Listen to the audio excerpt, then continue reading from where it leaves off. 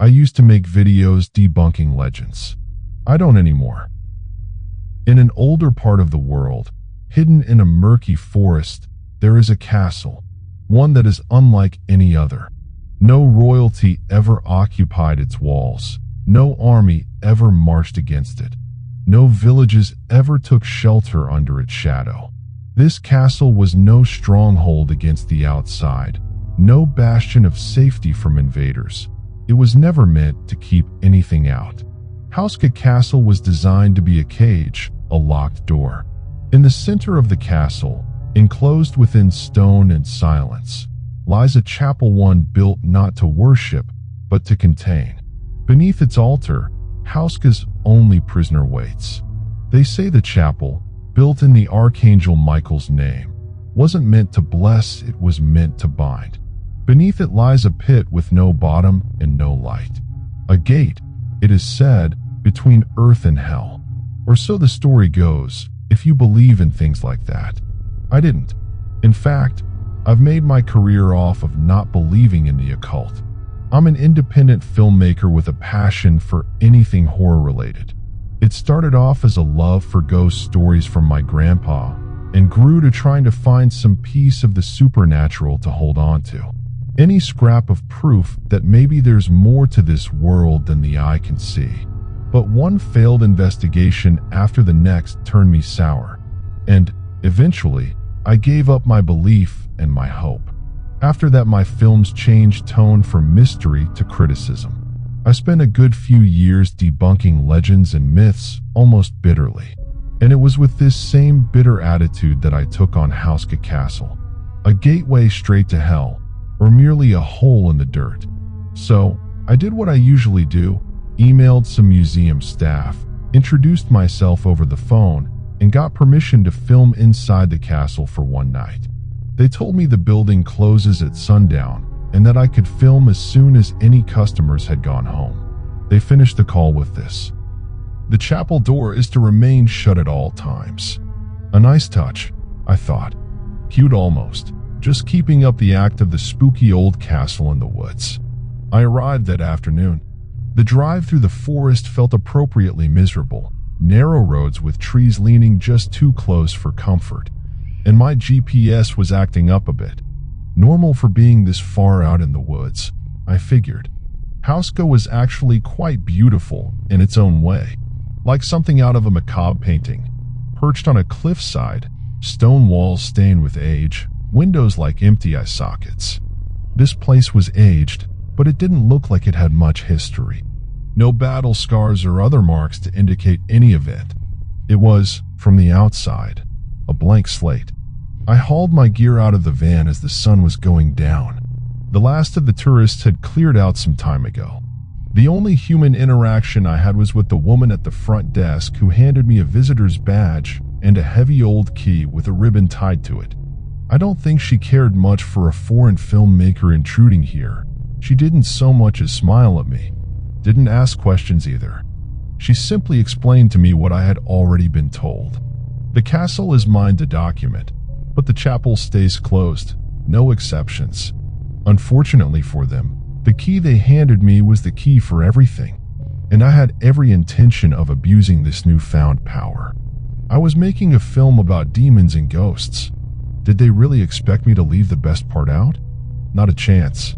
But I politely nodded my head as she spoke, and without a goodbye, she went out the same way the tourist had. I inhaled deeply. It's the same feeling as when you're a kid and your parents leave town for a week. Freedom. Free reign to do whatever I like with no exceptions. And this place had potential. Walls of rough-hewn gray, some blocks mottled with lichen or water stains. The floor was uneven, patched with old timber in some places, worn flagstone in others. Here and there, old iron sconces dotted the walls, long since rusted, now holding thin electric lights that hummed faintly when lit. There were no lavish tapestries or suits of armor like you'd expect from the movies. Hauska had no royal lineage, no grand halls of triumph to display. What little decoration there was seemed chosen to unsettle, not impress. A few paintings hung crooked on the walls, their subjects lost to cracked pigment and creeping mold. What remained were faint outlines of pale figures with sunken eyes and contorted hands. One long corridor held a series of stone reliefs, angels, I think, though their faces had been worn blank over time, their wings sharp and jagged against the walls. Here and there stood the odd wooden statue, saints or monks perhaps, their robes eaten away by rot, their hollow eyes seeming to track me as I moved. The castle had no warmth. It didn't feel abandoned, it felt waiting. I started with the basics, exterior shots in the fading light, some slow pans of the empty halls, a few moody stills of the interior. Then, I did what I always do. Wandered around gingerly for the camera while talking to my audience. I explained what I knew of the castle's history, playing it up for the sake of tension, and occasionally froze as if I heard something. Essentially pretending to be afraid of the ghosts I knew weren't there. I did a few takes like that. Walk the hall, pause at a dark corner, shine the light just so, furrow the brow, the usual tricks.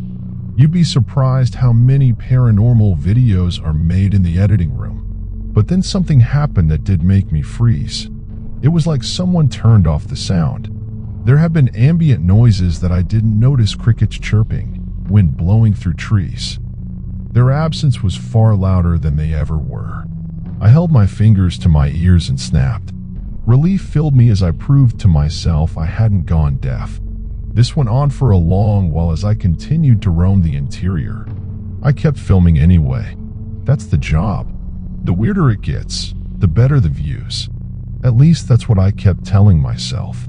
I even played it up for the camera, never squandering an opportunity, I suppose. But inwardly, I was unsettled.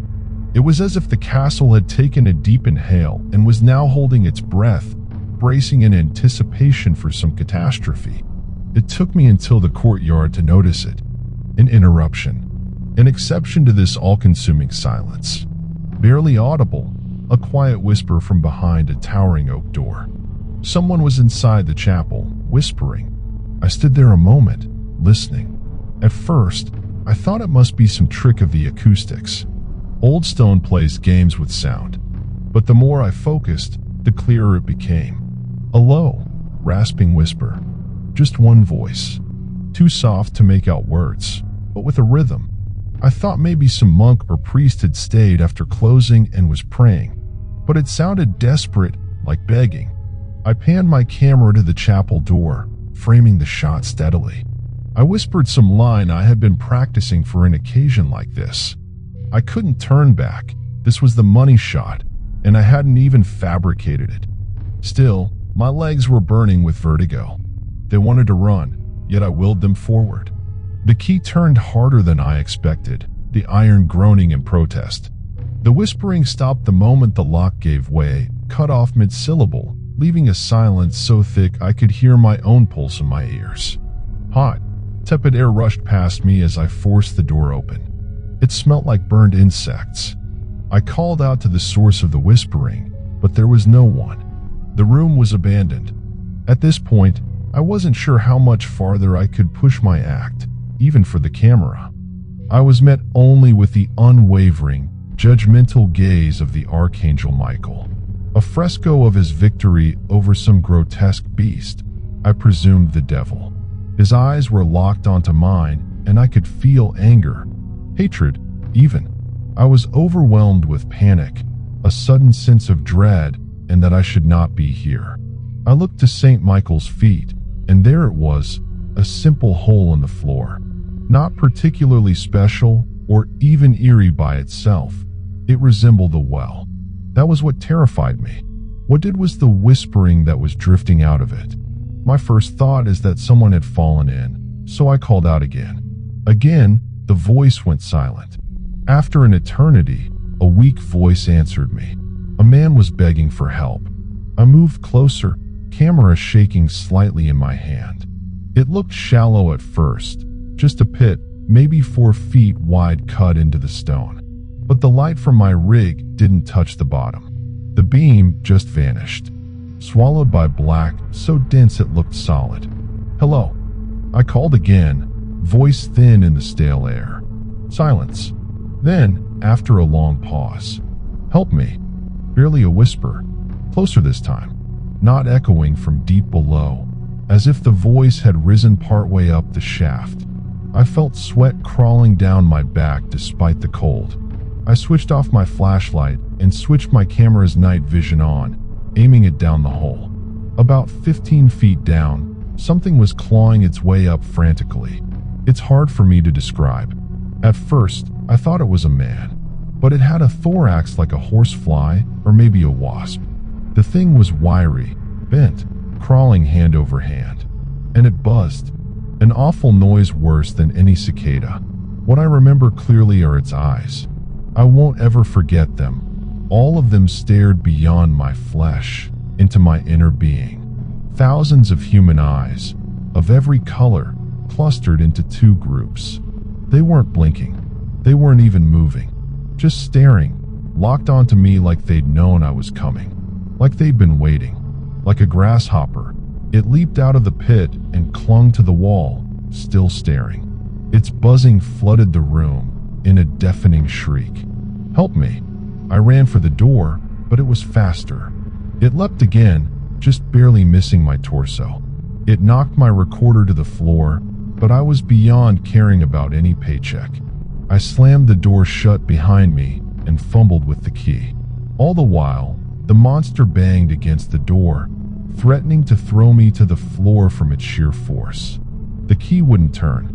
My hands were slick with sweat, shaking so hard I could barely grip it.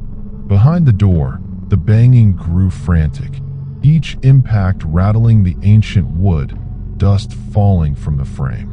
Thud, thud, thud. The force of it was getting stronger. I could hear the buzzing bleeding through the cracks now, a sound that felt like it was drilling into my skull. "Help me." And then it stopped.